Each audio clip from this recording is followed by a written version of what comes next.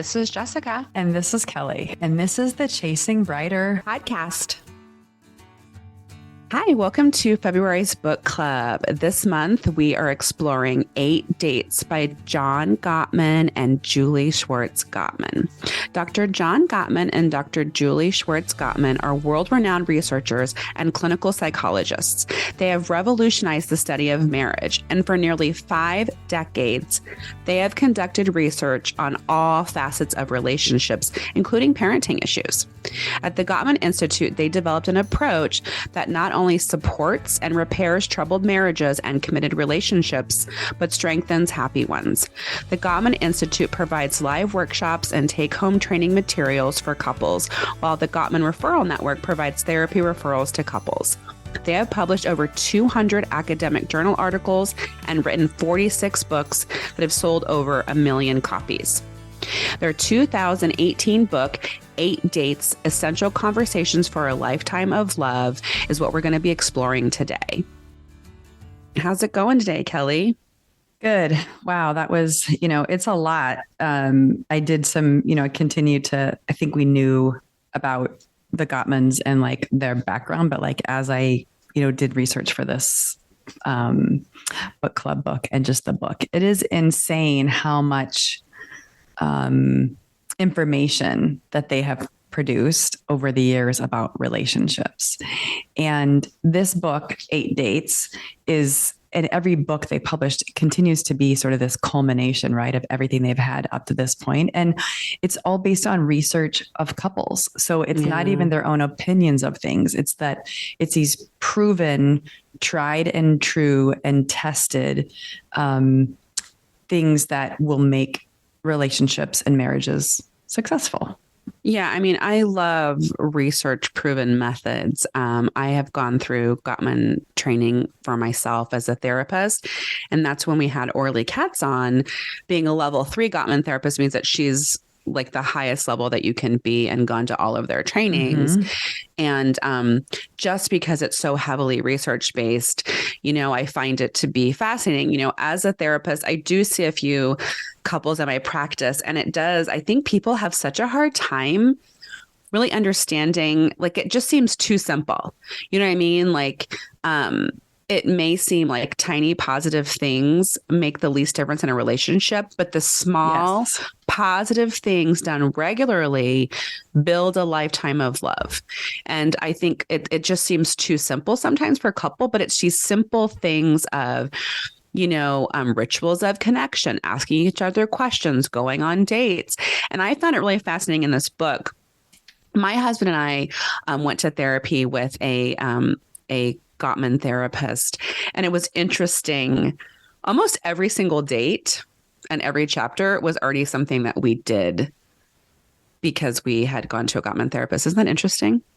Well, it's a proven methodology, which I think is fantastic. And they know these are the topics that are critical foundational parts of a relationship that you kind of have to continue to work at. And so the book is split up. So the book is devised of these 8 dates. And those 8 dates are various topics that matter in terms of a relationship.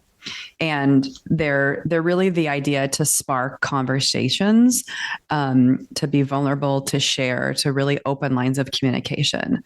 And that's what they found to be effective, right? So the first date is about trust and commitment. The second is addressing conflict. The third is sex and intimacy. Then it's work and money, family, fun and adventure, growth and spirituality. And then the 8th date closes out with dreams. Yeah.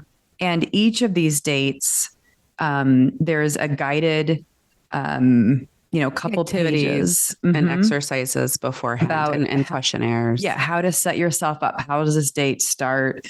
But it's really about having these deep, meaningful conversations. And being in a long-term relationship and having been married for however long, I think it's so easy.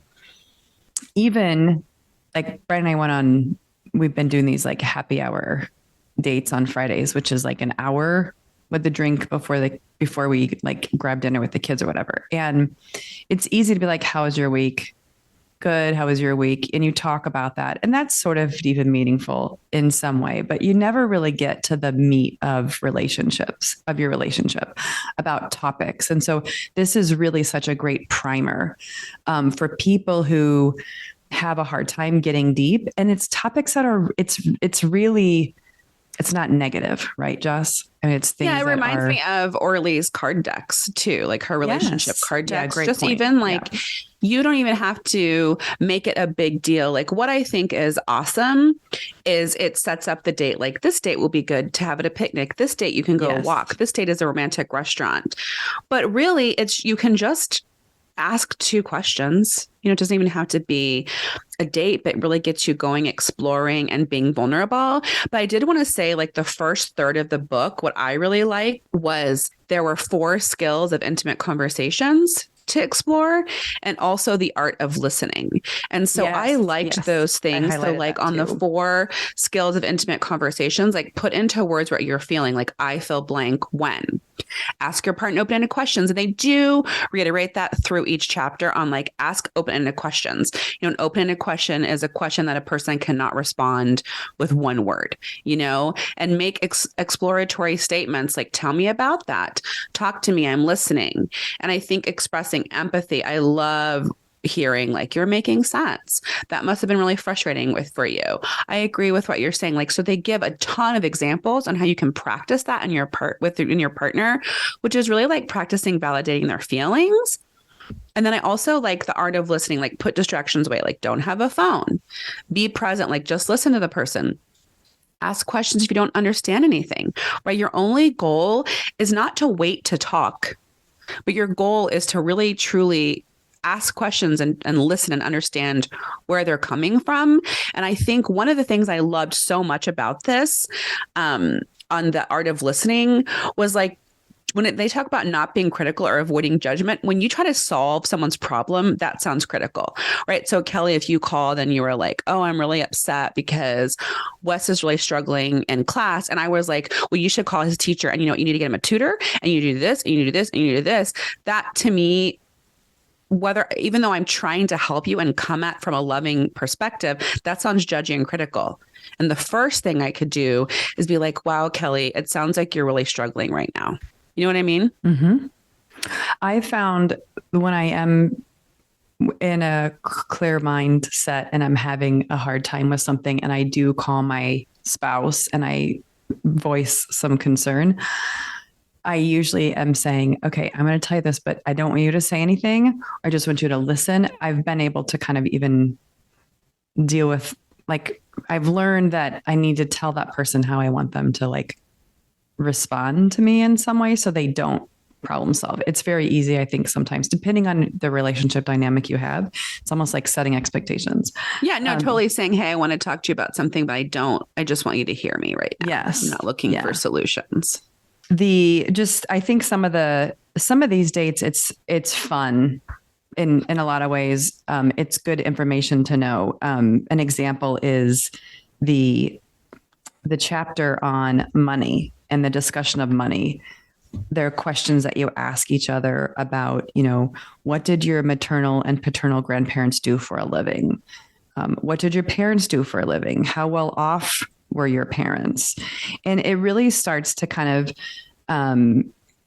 have a conversation about some things that you haven't maybe talked about in great detail that would be, some good information to know. One of the things that Gottman says is through their research, nearly 70% of the time the issues a marriage has never go away.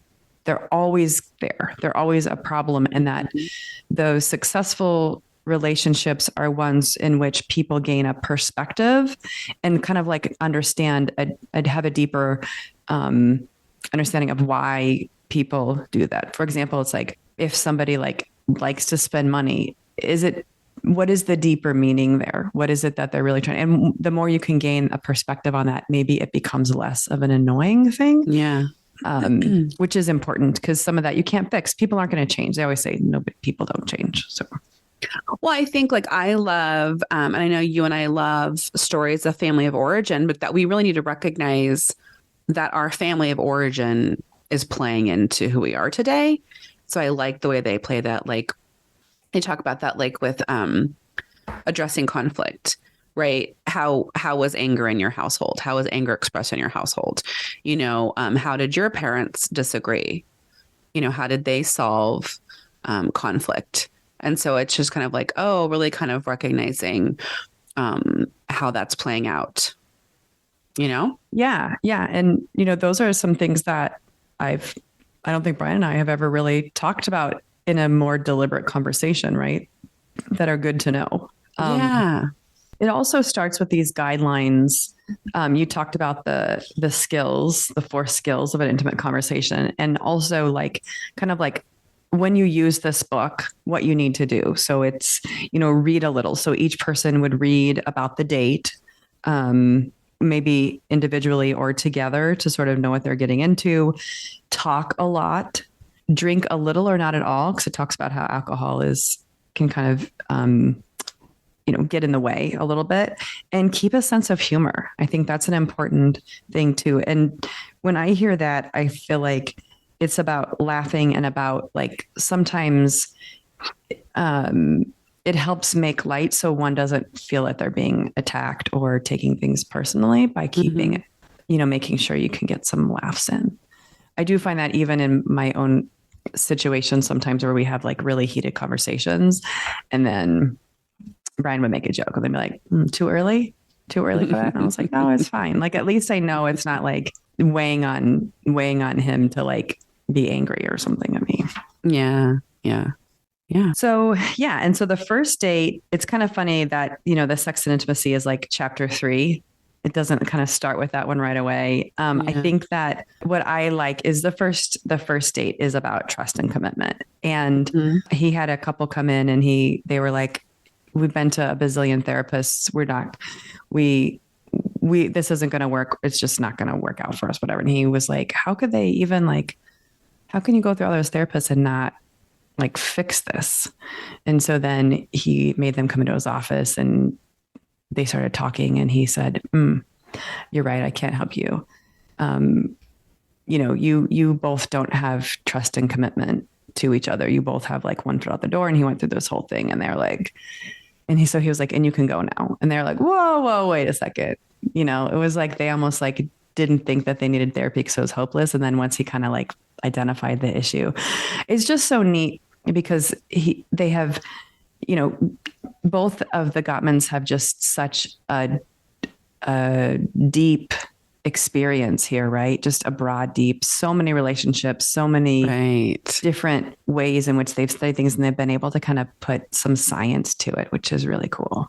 Yeah. Yeah. No, they supposedly can like meet a couple and within 3 minutes know within a 97% accuracy whether they'll stay together or not. And I know the next chapter is addressing conflict, and that's what reminds me of Gottman, right? They say couples either turn away or turn toward one another, and couples who turn toward one another are couples who survive.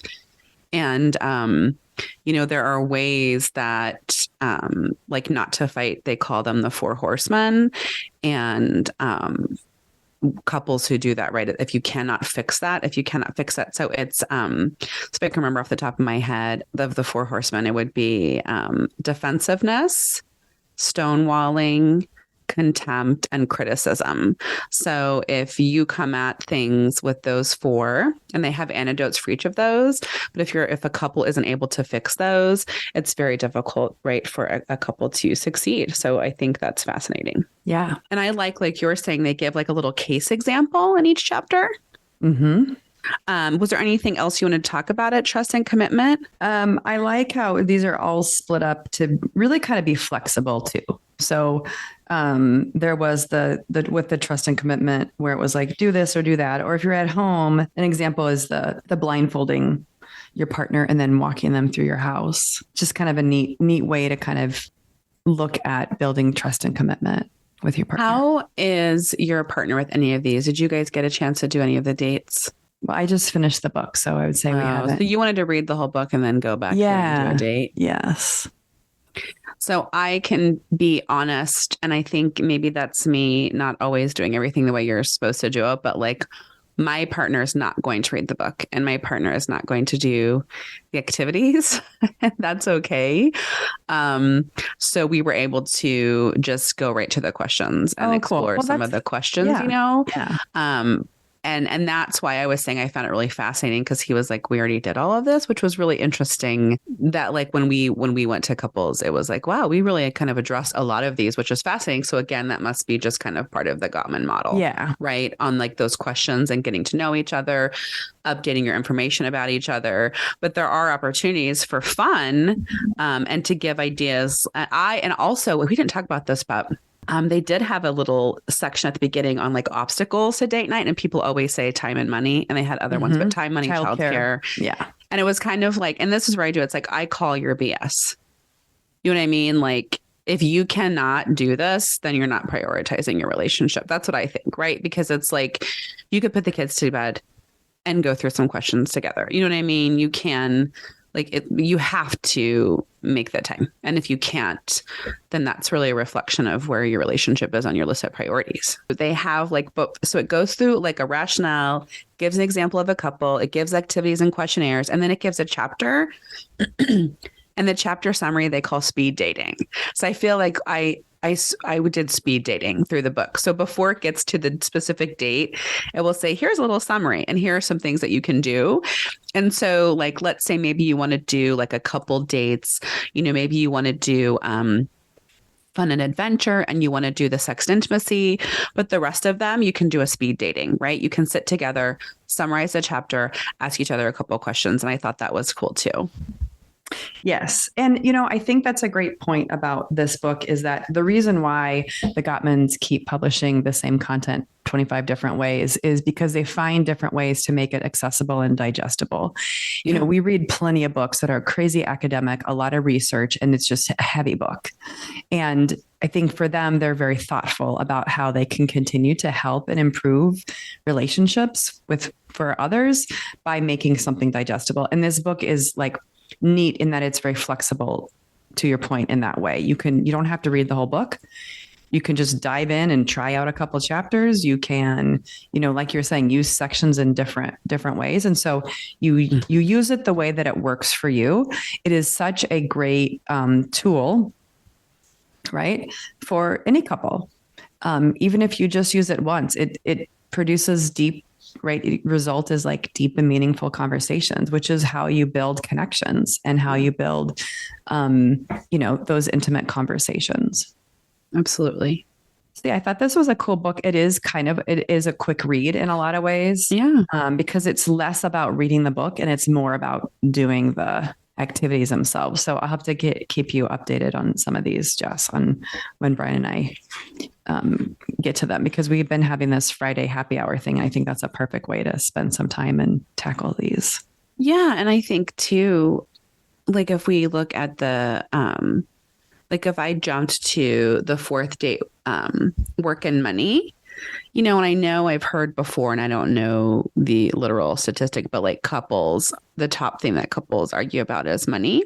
And so I found it interesting. We did the questionnaire, you know, so an example of questions on the money questionnaire, you know, it's like answer, you know, 5 strongly agree all the way to 1 strongly disagree. So like for me, having money means having power. Or for me, enough money means being able to have the time to do what I like. For me, having money means caring, love, and affection.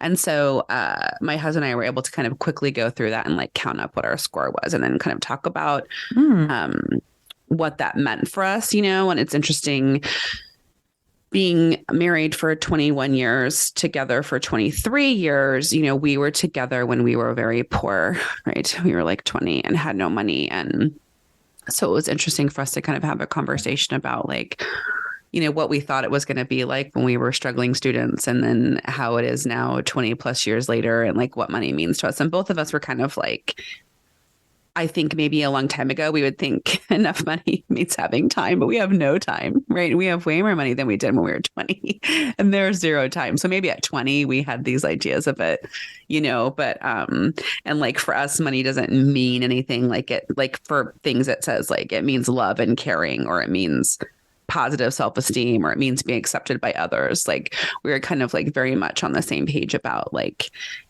money doesn't mean anything about who we are at the core of who we are, Yeah, that's cool.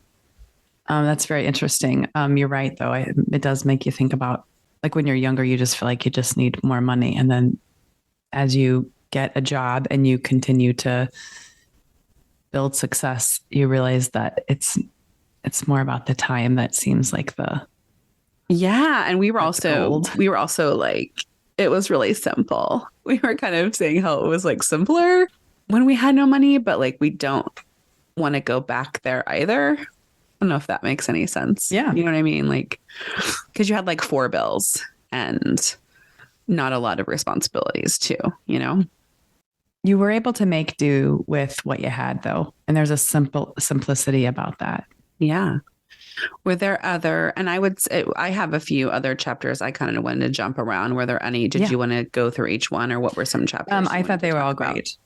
Yeah. In a lot of different ways, just because they really do tackle different topics, which I appreciated. What were the ones that you wanted to do? Well, like fun and adventure, and again, that was my experience. That's a big Gottman thing, but kind of like recreational companionship and having like a hobby to do together, play together and be together. And this is like, you talk about when they highlight on some of the pages, like it says one of the big myths in relationships is that you need to have similar ideas about what constitutes fun and adventure to have a successful relationship. And I think that's so true. Like my partner and I do not, I would say like what it means to unwind and relax. I know we've talked before.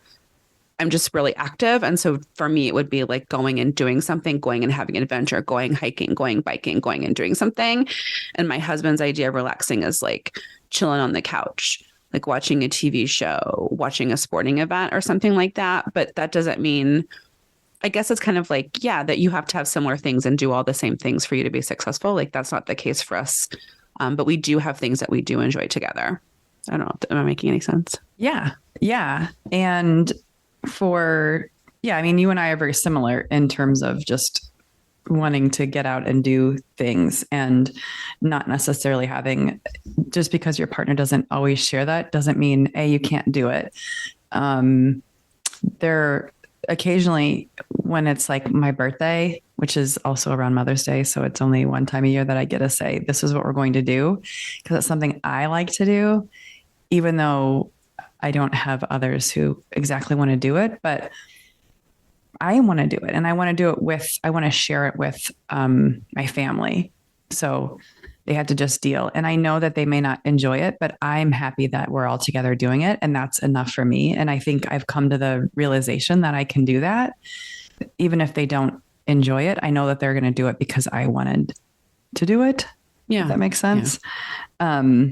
But I agree. I think that is something. And then also working on finding ways to share, to find adventures that you have in common, that you're willing, that you both would be interested in doing.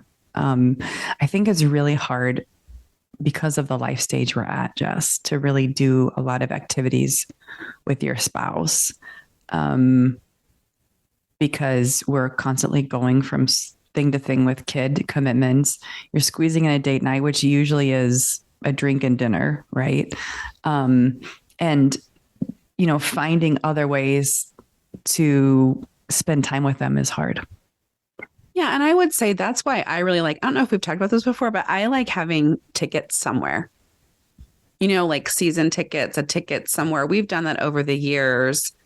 I mean, you guys have the White Sox and the Cubs, like mini packs, so we have season tickets to the Golden Knights, and that's kind of our thing. If you're like, what's the thing that you guys have together? That's our thing. I think 41 home games. So, there's opportunity for us to get together. That's kind of like our thing that we do. We have our little rituals and stuff. so I think like if you can get like some, like we have the Smith Center here, we have different things. We have the Silver Knights, we have the Aces, we have, sporting events and shows. Like if you can kind of get season tickets, that creates accountability because you will be tired and you will be busy and you won't make it a priority. So sometimes I think that creates accountability. And then also they have like, what is it, 4 or 5 pages of little things that says for the fun of it. And it lists like things that you can do, plan a picnic, shop for cars. This one's interesting. I actually kind of wonder if I would do this. It says ride the local bus system around town rather than drive. Like just go chill on the bus. Like I think that's interesting. We have like the that. big double bus the here. Cat. Well, we have the Cat Transit. It's called the Deuce or something. I don't know, whatever. Like the so I'm like, that's kind of interesting, right? Just like sit and chill and ride around because anyway. Yeah. I mean, to underscore that, I did highlight in the book for a couple, play and adventure is all about learning together, growing together, exploring together, and supporting the natural curiosity you both have. Adventure always involves the unknown, and as such, there is a hint of danger to it. Some people can tolerate more danger than others. Explore the ways you're the same, explore the ways you're different, and find your common ground. John and Julie found their common adventure in ocean kayaking, an activity they both love to do. Yeah.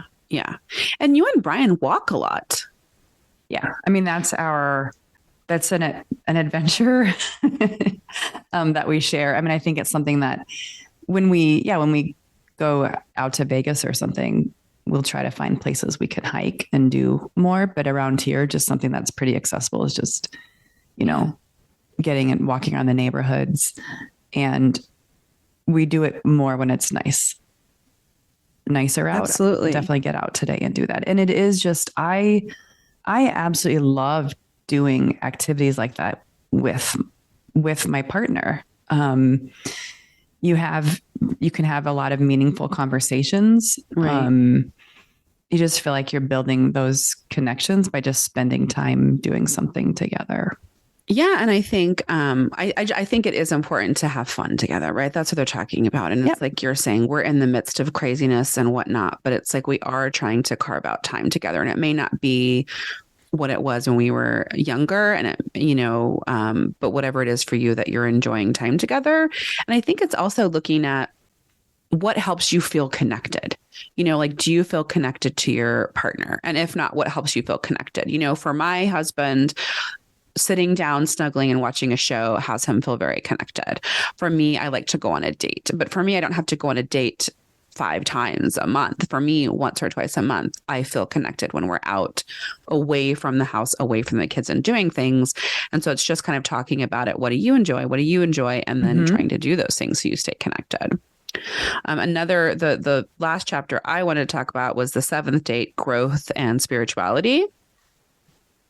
So I think that's interesting because I think I want to talk about that one too. Yeah. Well, we were talking about it. So my husband and I were both raised Catholic, but our Catholic experiences were very different.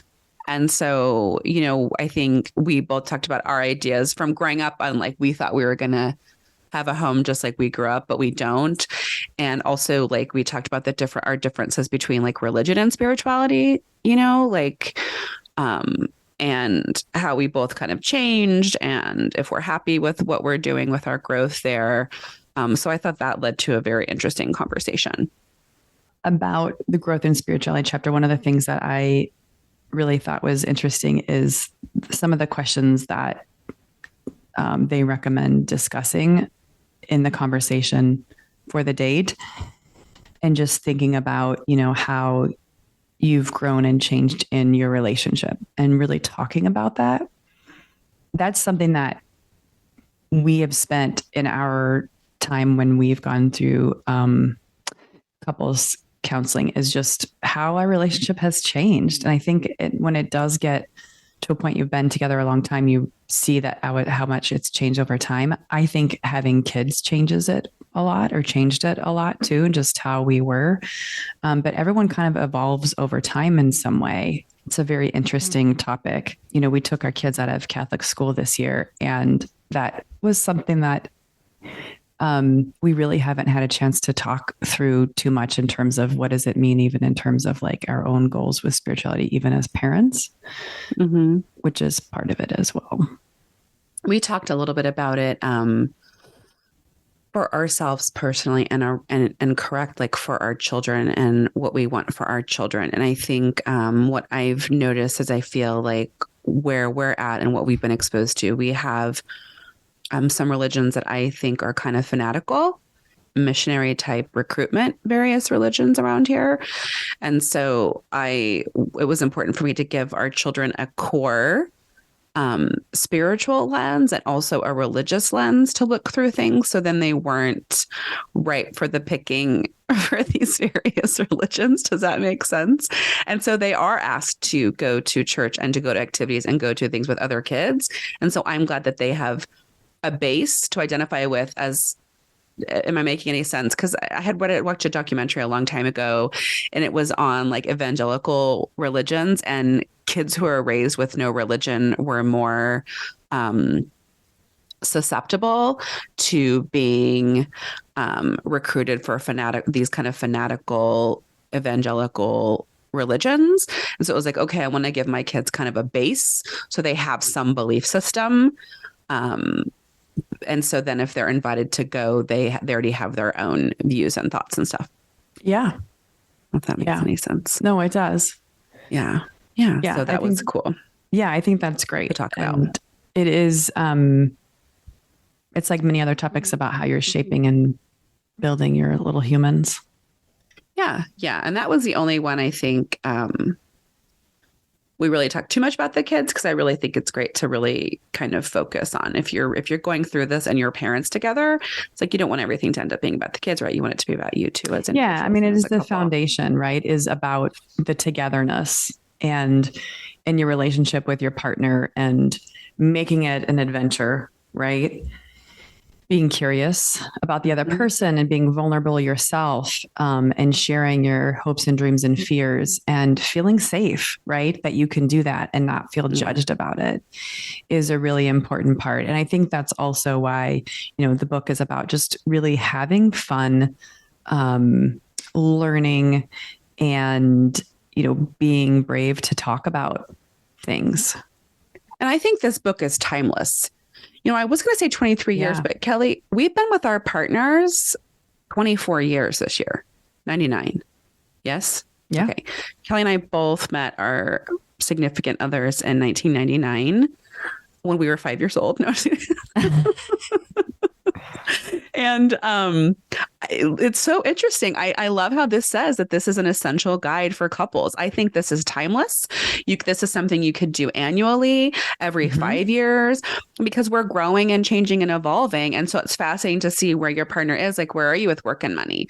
Where are you with sex and intimacy? As we know, like libidos come and go all over the place. Our sexual desires, all of that can change. And so this offers, an opportunity to kind of have a guided conversation. So you're not just maybe feeling defensive or something, be able to just look together at this guide to facilitate conversations with your partner. Yeah. Yeah. And, the book is in a lot of ways, hopefully the beginning of, many, many conversations, many, many dates, right? Yeah. It's about, to your point, right? Those small, intimate moments that really add up to that lifetime of connection in your relationship. Yeah, absolutely. So, I mean, if you are in a committed relationship, I highly recommend 8 Dates. I think it will really help you facilitate some great conversations.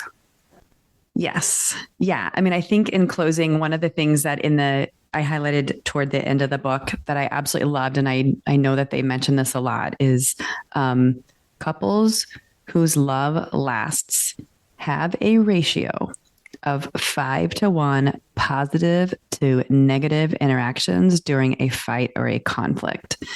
So it's just really, I think that's, to me, a very motivating thing to think about the positivity that comes, right, with all of this. It's, in the end of the day, there's not that much negativity, and it is mostly positive, those relationships that last. I love that. And, it's just cherishing each other and continuing to build that relationship. So yeah, I think this was a great read. And it's a fun way to, continue to connect with your partner. I think so, because I think we can lose ourselves in those roles, right, of parent, spouse, whatever. And I think this allows for us to get back to connecting each other on a more human level. So I love that. Yeah. And I mean, I think just even in closing, right, this is about, in Chasing Brighter, like living your best life. And if you're in a long-term relationship, it's about like continuing to build that connection and build that intimacy and that bridge and having that be a very fulfilling lifetime of love relationship. Yeah, absolutely. Thanks for listening and joining us today. And don't forget to follow us on social media at Chasing Brighter or on our blog, chasingbrighter.com.